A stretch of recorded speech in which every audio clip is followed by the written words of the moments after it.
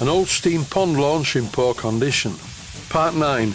I would like to say that this engine is ready for the scrap bin, but the customer insisted that I used it even though it was a mess. Having no choice, I had to repair it, so at least it worked. The build standard of this old engine was not good at all, including the parts that I replaced as shown in the video. It could be called a very sympathetic repair. Here we go. Making a new steam chest for the high pressure cylinder. The previous steam chest, which is the one on the right, was not really a serviceable item, so I got a casting from Blackgates Engineering, which is not a Stuart casting. I'm really sorry about that, but it is Christmas, and I wouldn't have been able to get a casting from Stuart's delivered on time. As I intend to do quite a lot of work on this engine in the Christmas holiday, I needed to get on with it. So this casting that I'm currently machining, and I'm using a face cutter for anyone who's interested. A face cutter is a large milling cutter with lots of teeth. All of the teeth on this cutter are replaceable carbide tipped type, but they do need replacing. They've been on here a long time. That's why, if you notice, I'm cutting using the inside edge of the teeth, not the outside edge. It makes a real racket when I go in with the outside edge because they're not terribly sharp. And off I go with a very light cut with the face cutter once again. And even though I've used a blunt carbide tip cutter on a very old Taiwanese milling machine, the piece is accurate. My micrometer confirms that. It's the same thickness throughout. In this clip I'm machining away the valve rod gland because it's the wrong size and it's the wrong shape altogether. From now on I'm being very careful with this casting. I'm only taking light cuts. For this job, where there's quite a lot of milling, I'm using my Clarkson collet type milling chuck. These very substantial chucks are designed for the job. Starting with the chuck itself, which has an R8 taper, so it's very well supported in the main spindle, and you put the milling cutter in a collet and the collet locks into the unit. And in the previous clips I've just shown how I fit this smaller diameter milling cutter into the chuck. The reason for this is just to clean out the inside of the steam chest. Normally I wouldn't bother using a milling cutter to clean out the inside edge of a steam chest, I'd just use a file. But I have to do on this one because there was a piece of cast iron across about a third of the casting, which is obviously something to do with the design of the steeple engine. Anyway, back to it. I now have a steam chest, or at least part of a steam chest, so the first thing I'm going to do is drill some holes in it so it fits to the engine. And common logic says the steam chest cover fits perfectly on the studs, so use the steam chest cover to drill the holes. No. The original steam chest was a very tight fit on the studs. So what I did was, I filed out a couple of the holes to make sure that the steam chest fits perfectly on the studs. Then all I do is simply stick it to the new steam chest casting using some Loctite 638. And once the Loctite 638 is cured, the old steam chest will be securely fixed to the new steam chest casting. And the reason for not using the cover is I need to make sure that the hole in the centre of the new casting matches exactly the hole in the centre of the old steam chest. And this allows me to use the old steam chest casting as a drilling jig to make sure that all the holes in the new casting are in exactly the right place so that it fits on the studs.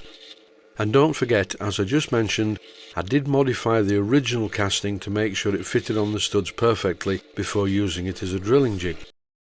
The old steam chest will be securely fixed to the new steam chest casting. And the reason for not using the cover is I need to make sure that the hole in the centre of the new casting matches exactly the hole in the centre of the old steam chest. And this allows me to use the old steam chest casting as a drilling jig to make sure that all the holes in the new casting are in exactly the right place so that it fits on the studs. A quick health and safety notice: I do not recommend holding pieces of metal in your hand when drilling them on a pillar drill. Normally I would put these in this machine cross vise. It's a very nasty thing, is this cross vise, but it's saved me a lot of personal injury over the years. And does the casting now fit to the engine? Yes, it does. In this clip I'm using the steam chest cover to mark out the steam chest, ready for another milling extravaganza. I'm going to machine the steam chest cover to the right size. This one is miles too thick, so I'm cutting it down to the same size as the one on the other side. Once the steam chest cover is the correct size, I clean it up to remove the tool marks, but to be perfectly honest, I use my linisher or horizontal belt sander first. After I finished the clean-up operation, I bolted the whole thing together to see what it looked like, and it doesn't look very good. The steam chest cover is not square, and also the new steam chest casting is a tiny bit oversized on the left-hand side. I snapped the old steam chest fully in half, and I'm going to use this part to fit to the new steam chest casting. This is the part of the steam chest that supports the end of the valve spindle. So I'm going to machine the rest, just leaving a boss to go into a hole in the new casting. But first of all I have to remove the new casting which is currently on the engine. Using a ruler, I scribe a line on the midway point, and then I turn it round and I scribe a line on the midway point of the thinnest part. And then it's over to the drilling machine, but before I fit the part in the machine vise, I give the machine vise a thorough clean. I want this to be quite accurate. Then I carefully fit the component into the machine vise, lining it up with the edge of the jaws. I do this because I'm not going to drill all the way through, that would be inaccurate. I need to drill one end and then turn it over and drill the other end, and of course using a centre drill first. Then I machined away all of the original steam chest fitting in the picture on the right hand side, just leaving the domed part, which I then machined to fit snugly into the hole I'd previously drilled in the steam chest. Then I used some Loctite 638 to permanently fix these two parts together, after which I cleaned up the whole assembly. Then I do a test fit back onto the engine, and yes, it looks okay. When this is painted, no one but you and I will ever know that it's not the original part.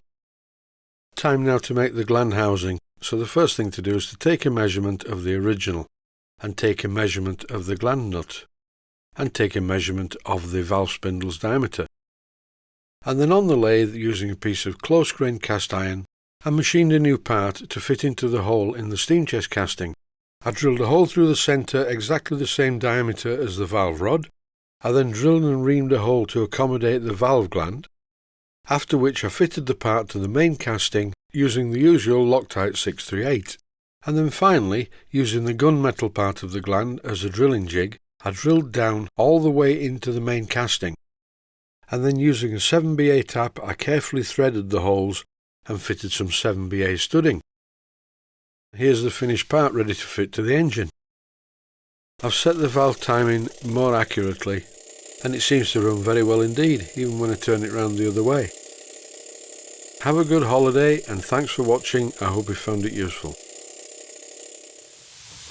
Please take the time to visit my Mainsteam Models website and click on the section of the website that says Video Playlists. And by doing that, you can find other videos that you may like to watch. And by using the playlists, you can actually watch the videos back to back.